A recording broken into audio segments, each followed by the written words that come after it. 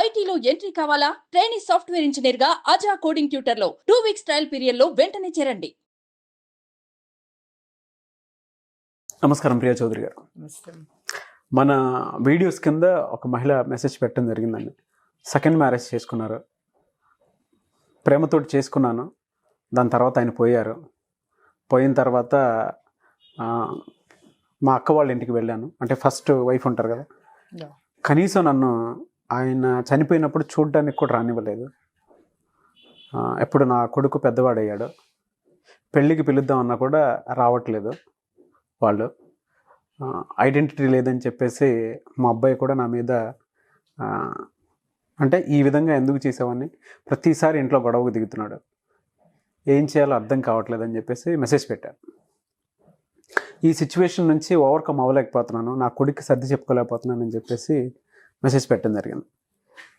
ఇటువంటి ఇన్సిడెంట్స్ని ఏ విధంగా తీసుకోవచ్చు అంటారండి? అంటే మీరు ఏం చెప్తారు? రీసెంట్గా ఒక సినిమా బ్లాక్ బస్టర్ మూవీ ఒకటి వచ్చింది కదా, పుష్ప సేమ్ స్టోరీ కదా అది.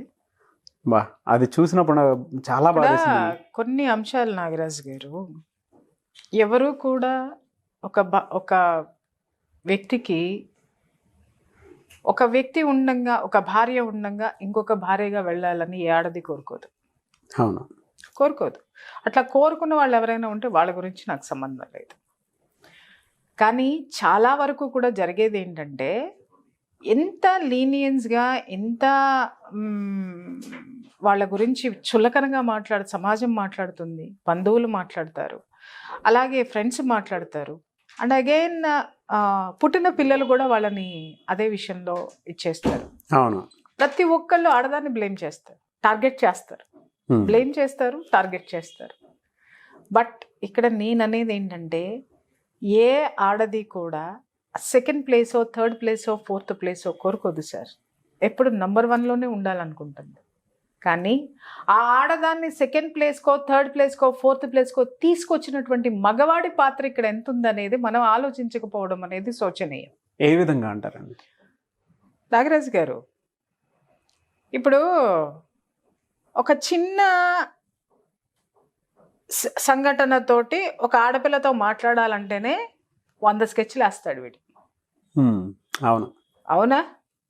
100 స్కెచ్లు పక్కింటి ఆడపిల్లతో మాట్లాడాలంటేనో, ఎదురింటి ఆడపిల్లతో మాట్లాడాలంటేనో, క్లాస్మేట్తో మాట్లాడాలంటేనో, లేకపోతే ఇంకా దేంట్లోనో వాడు ఆడని అబద్ధం ఉండదు, వాడు వేయని వేషం ఉండదు, వాడు చిత్రీకరించని సంఘటనలు ఉండవు.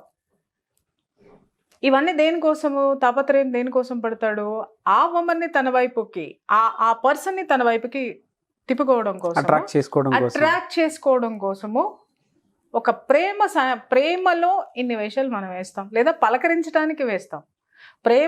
ప్రేమించడానికి ఇంకా చెప్పనే అక్కర్లేదు. అలాంటిది ఒక పెళ్లి చేసుకొని ఆ ప్రబుద్ధుడు ఇంకో పెళ్లికి వెళ్ళడానికి వీడు ఎంత డ్రాఫ్ట్ ప్రిపేర్ చేసుకొని ఉంటాడండి జీవితంలో, చెప్పండి. వాడు ఎన్ని స్టోరీలు చెప్పుండి ఉండాలి ఆవిడికి, మొదటి వైఫ్ మీద కానివ్వండి, మొదటి జీవితం మీద కానివ్వండి. చాలామందికి మొదటి జీవితాలు, మొదటి వైఫ్లు ఘోరంగా ఉన్న జీవితాలు కూడా ఉన్నాయి, అవి నేను కాదని అనట్లేదు. కానీ ఆ సెకండ్ ప్లేస్లోకి ఒక ఆడదాన్ని వీడు ఇన్వైట్ చేయడానికి కానీ, వీడు తీసుకొచ్చి కూర్చోపెట్టడానికి కానీ, సమాజంలో, సంఘంలో ఒక గౌరవం ఇవ్వకుండా హిడన్గా పెట్టి వాడు మహారాజులాగా నడిపేస్తూ ఉంటాడు. అవును, ఓకే. ఇక్కడ సమాజం ఏంటంటే, అబద్ధాలు ఆడిన వాడిని కానీ, అక్కడ తప్పు చేసినటువంటి వాడిని కానీ, కేవలం మగాడు అనేటటువంటి ఒక మాటతోటి వాడిని తీసి పక్కన పెట్టి, ఎవడైతే విక్టిమ్ ఉన్నారో వాళ్ళు టార్గెట్ అవ్వడం అనేది శోచనీయం అండి. ఇక్కడ సమాజానికి పని పాట లేదండి. కాబట్టి ఎందుకంటే ఆశమ్మకి పోషమ్మకి ఏంటి అని అంటే, పొద్దున్నే లేగిస్తే తిన్నది అరగాలి కదా, మొగుడు సంపాదించుకొచ్చింది. ఈవిడ పాపం, ఈవిడకి అర్థం కాని విషయం ఏంటంటే, ఎదురింటి అమ్మని ఇలా ఏలెత్తి చూపించేటప్పుడు, లేకపోతే ఎదురింటి ఆడదాన్ని, ఎదుటి ఆడదాన్ని ఏలెత్తి చూపించేటప్పుడు, ఈ అమ్మ మొగుడు బయటకు పోయినాడు, ఎంతమంది ఆడవాళ్ళని ఫ్లర్ట్ చేస్తున్నాడు అనేది కూడా ఒక నిమిషం ఆలోచిస్తే ఈ వీళ్ళ యొక్క బతుకులు కూడా ఏంటి అనేది రోడ్డు మీదకి వస్తాయి. అవును. బట్ ఏమవుతుంది ఇక్కడ అనంటే, సెకండ్ లేదా థర్డ్ లేదంటే ఫోర్త్, లేకపోతే ఇంకేదో అవును చులకన భావంతో చూడడం అనేది ఫస్ట్ మానండి. దయచేసి మానండి. ఇక్కడ ఎవ్వరూ కూడా కావాలని వచ్చి ఆ ప్లేస్లో కూర్చోరు సార్.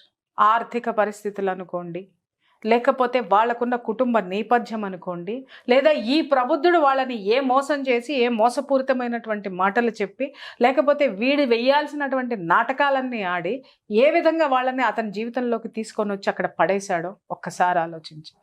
సార్ ఇక్కడ చాలామంది విషయానికి నేను చెప్తున్నాను సార్, వీళ్ళని టార్గెట్ చేస్తారు, వీళ్ళని బ్లేమ్ చేస్తారు. వీళ్ళు సమాజంలో వీళ్ళకి హక్కులు లేవు. ఓకే, న్యాయస్థానంలో హక్కులు లేవు.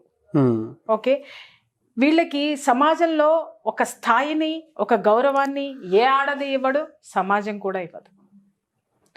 ఇవన్నిటినీ భరిస్తూ ఈ దరిద్రుడిని భరించాలి. ఈ దరిద్రుడు ఏమన్నా ఆమె చేసేటటువంటి త్యాగాన్ని ఏమన్నా గుర్తిస్తాడా? లేదు.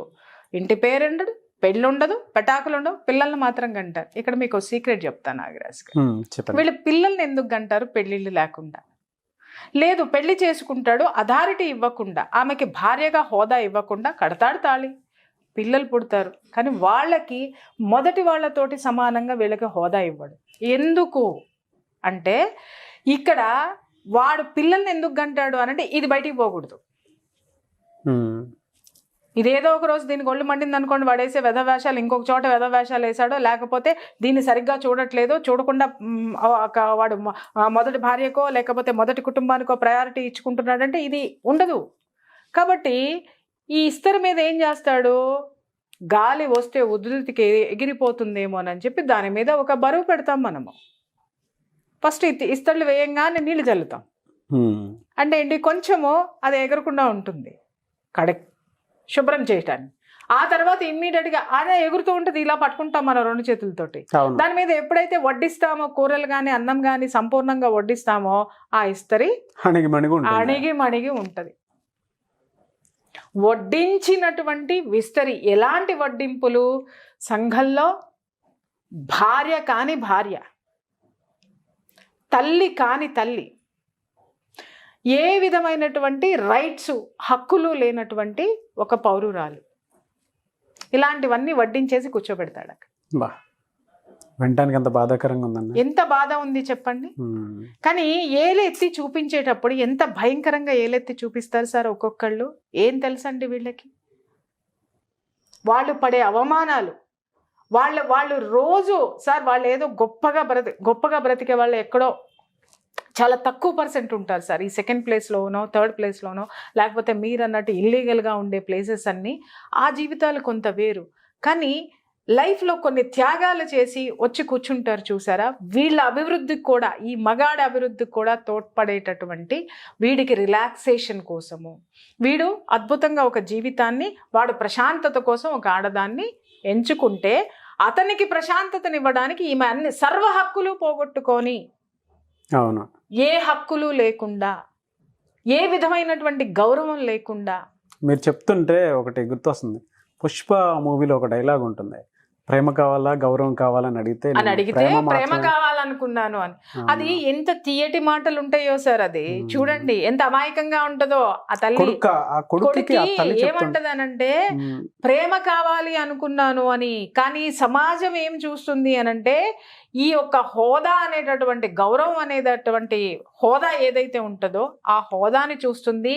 కానీ వాళ్ళు ఆ మత్తులో పడేసి, ఆ మత్తులో ఉన్నంత వరకు కూడా దాని వాల్యూ తెలియనివ్వరు సార్. ఎప్పటికప్పుడు వీళ్ళు ఏంటంటే బిస్కెట్ మారేడుకాయ లేదు, బిస్కెట్ మీద క్రీమ్ పూసేస్తూ ఉంటారు అనమాట. క్రీమ్ పూసి మరీ బిస్కెట్ తినిపిస్తూ ఉంటారు. అబ్బా ఎంత తీయగా ఉంది, ఎంత బాగుంది క్రీమ్ బిస్కెట్, ఎంత టేస్టీగా ఉంది అని. కానీ అది షుగర్ పేషెంట్ని చేస్తుంది మనల్ని. అది తెలియనటువంటి అమాయకత్వంలో వీళ్ళు ఉండిపోతారు అనమాట. ప్రతి ఒక్క ఆడదాని శబ్దం, ఆ పుష్ప సినిమాలో అమ్మాయి మాట్లాడే మాట, ఆ హీరో తల్లి మాట్లాడేటటువంటి మాట, ప్రేమ కావాలా గౌరవం కావాలా అని అడిగాడు మీ నాన్న.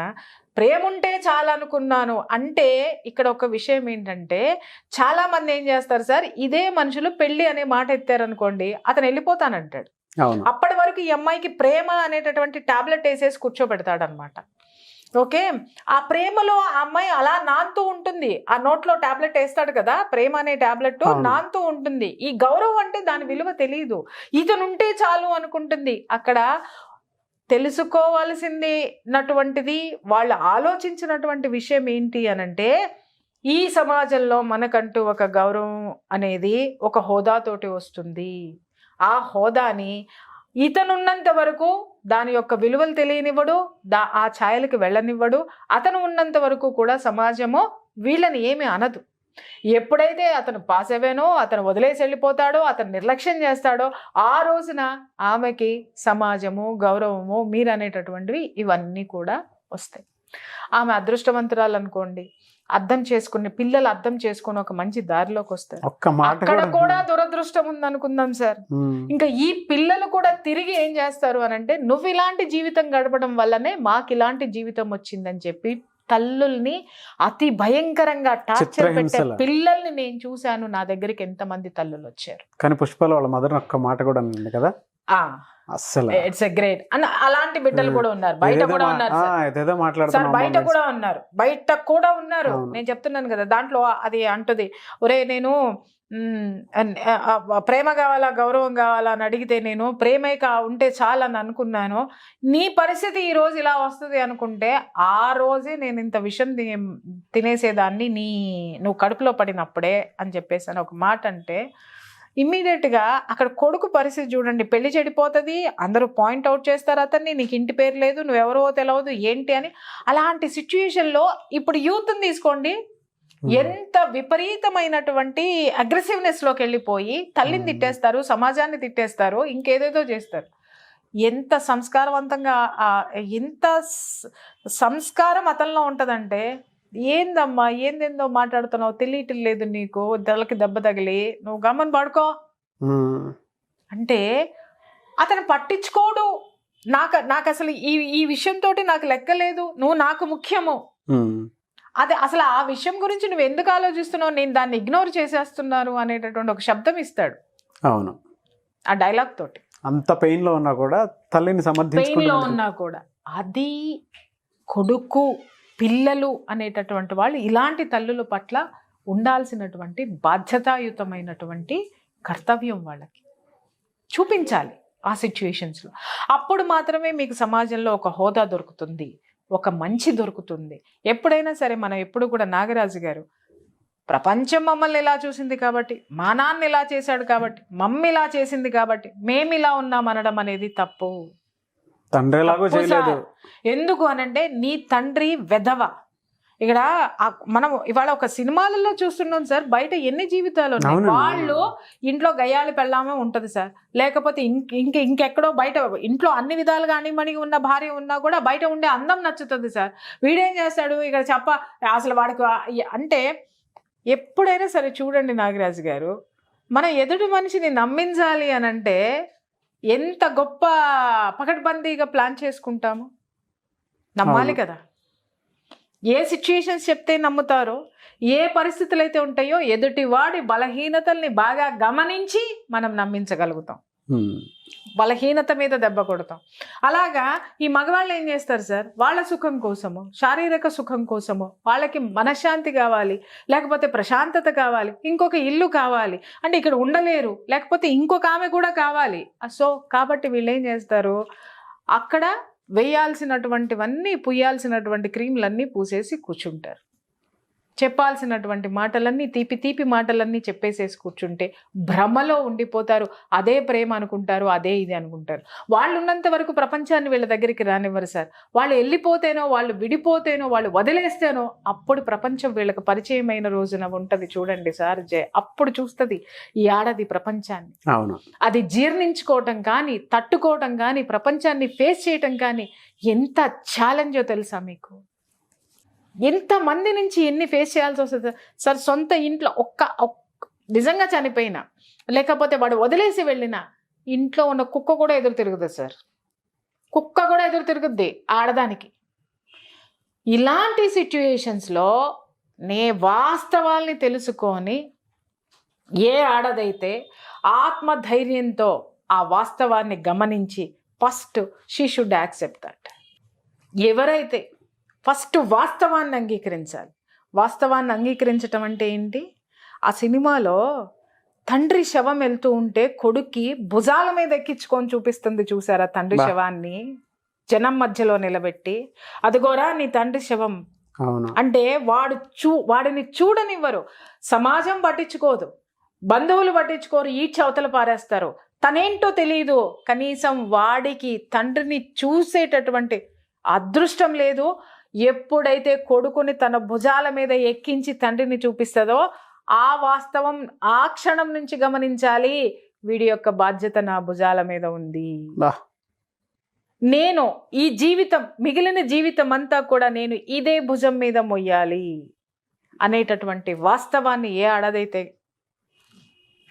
గ్రహిస్తుందో, యాక్సెప్ట్ చేస్తుందో, ఒప్పుకుంటుందో, ఆ ఆడది నిజంగా చెప్తున్నాను సార్, దున్నుద్దు సార్ జీవితాన్ని. ఆత్మధైర్యంతో ముందుకు తీసుకెళ్తుంది, ఆత్మవిశ్వాసంతో ముందుకు అడిగేసి బిడ్డల్ని అద్భుతంగా పెంచి పెద్ద చేస్తుంది. ఎప్పుడైతే మనం వాస్తవాన్ని అంగీకరిస్తామో దానికి తోడు ఆ చుట్టూ ఉన్నటువంటి సిచ్యుయేషన్స్ని అవగాహన చేసుకున్న అప్పుడు మాత్రమే మనం కళ్ళు తెరుస్తాం అన్నమాట. ఓ వీడిలా ఉన్నాడా, ఓ నా పరిస్థితి ఇలా ఉందా, ఇప్పుడు నేనేం చేసి బ్రతకాలి, నేను నా బిడ్డల్ని ఎలా పెంచాలి, ఈ సమాజానికి నేను ఎలా ప్రజెంట్ చేయాలి అనేటటువంటి వాస్తవం కూడా ఆ సిచ్యుయేషన్ నుంచే వీళ్ళకి రావాలి. వస్తుంది. చాలామంది సింగిల్ పేరెంట్స్ ఎంతమంది ఛాలెంజింగ్గా బిడ్డల్ని అద్భుతంగా పెంచుతున్నారు తెలుసా? అవునండి.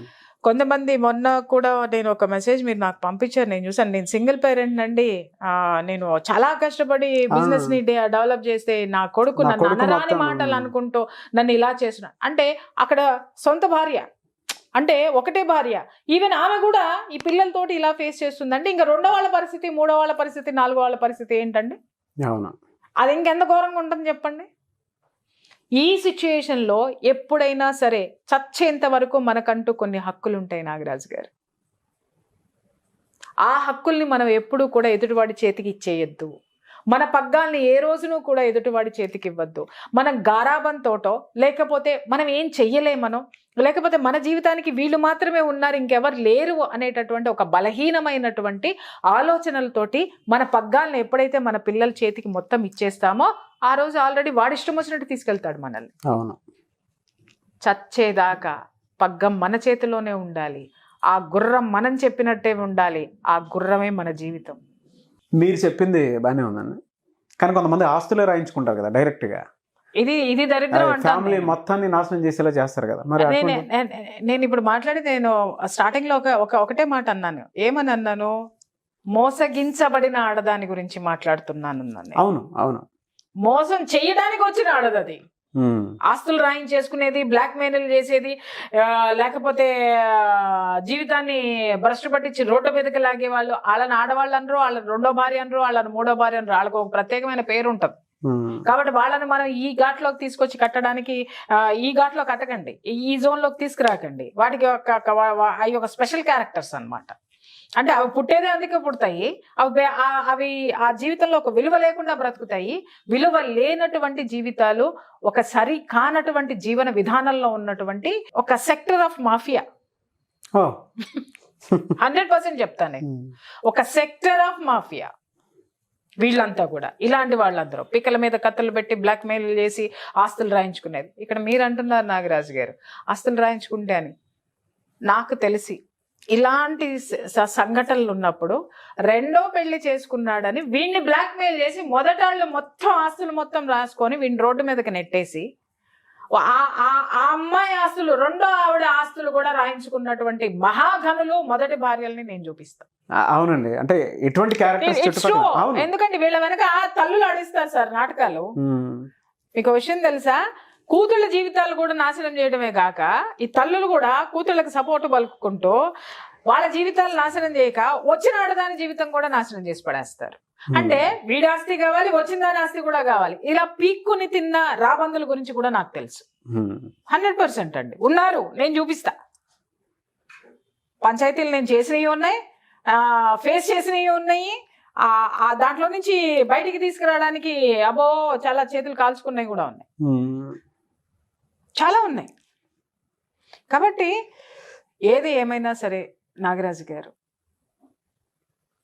మనం ఎప్పుడూ కూడా ఒకసారి జీవితంలో మనకి తెలుసో తెలియకో ఒక పొరపాటు అనేది జరిగిపోయింది అనుకుందాం, సాధ్యమైనంత వరకు దాన్ని నిలబెట్టుకునే ప్రయత్నం చేయాలి. అది ఏ విధంగానైనా మృత్యు రూపంలోనో, లేకపోతే విడాకుల రూపంలోనో, లేకపోతే ఇంకా వేర్పాటు రూపంలోనో అది సెపరేట్ అయిపోయింది అనుకుందాం, కానీ మనం మిగిలే ఉన్నాక మన వ్యక్తిత్వం మనతోటే ఉంది కదా. సో ఎప్పుడైతే నీ గౌరవాన్ని నువ్వు నిలబెట్టుకునేటటువంటి ప్రయత్నంలో నువ్వు ముందుకు అడుగు వేస్తావో, చాణక్యుడు ఎప్పుడో ఒక మాట చెప్తాడు, ఏంటి అనంటే సమాజాన్ని నీతో అనుసంధానం చేసుకో. సమాజానికి ఎప్పుడు నీతో పని ఉండాలి. అలా ఉన్నంత వరకు యు ఆర్ ద కింగ్. నిన్ను ఎవడో కొట్టలేడు. సమాజం ఎప్పుడు నీకు దాసోహం అంటది. సమాజం ఎప్పుడు నీకు తోడుంటుంది. సమాజానికి నీ ఉపయోగాన్ని ఎప్పుడు అట్టిపెట్టు అంటాడు. కాబట్టి ఇలాంటి జీవితాలు చాణక్యుడి కొటేషన్ గుర్తుపెట్టుకోవాల్సినటువంటి అవసరం ఎంతైనా ఉంది. ఓకే, ఆత్మవిశ్వాసంతో ముందుకెళ్లాల్సినటువంటి అవసరం ఉంది. అంతేగాని డీలా పడిపోకుంటూ నా బతికి నేనింతే, నేనిదే, మా బతుకులు ఎందుకు అయిపోయినాయో, తలరాతలు ఎలా, నీ తలరాతను నువ్వే మార్చుకోగలిగేటటువంటి గొప్ప శక్తి భగవంతుడు నీకు ఏనాడో నీ పుట్టుకతోటే ఇచ్చాడు. అవును, you can make your self what ever you want. అది మర్చిపోవద్దు. మన ప్రయత్నమే మన జీవితం. మన ప్రయత్నమే మన జీవితం. ఏ ప్రయత్నంలోకి వెళ్తావో చూస్ యువర్ సెల్ఫ్. గ్రేట్. చాలామంది తల్లులు మీరు చెప్పినట్టు ఇందాక పొరపాటు జరిగి ఉంటుంది, కానీ వాళ్ళకి వాళ్ళే వాళ్ళ జీవితాలని వాళ్ళ తరలాతని మార్చుకోవాల్సి. ఎవరికి వారే గైడ్లు నాగరాజు గారు. అవును, ఎవరికి వారే గైడ్. మనలోనే ఒక గైడ్ ఉంటాడు, మనలోనే ఒక ఫ్రెండ్ ఉంటాడు, మనలోనే ఒక తండ్రి ఉంటాడు, మనలో మనకి నేర్పేటటువంటి ఒక గురువు కూడా ఉంటాడు. వాడిని బయటికి తీయండి, వాళ్ళని బయటికి తీయండి. మనలోకి మనం తొంగి చూసుకుంటే మనం ఎలా వెళ్ళాలో మన యొక్క మార్గం ప్రస్ఫుటంగా మన కళ్ళెదురుగుండా కనిపిస్తుంది. అది చెయ్యండి. డెఫినెట్గా. Thank you so much Priya Chaudhary గారు. Thank you. సుమన్ టీవీలో మీ పర్సనల్ అండ్ బిజినెస్ ప్రమోషన్స్ కోసం కింది నెంబర్కి కాంటాక్ట్ చేయండి.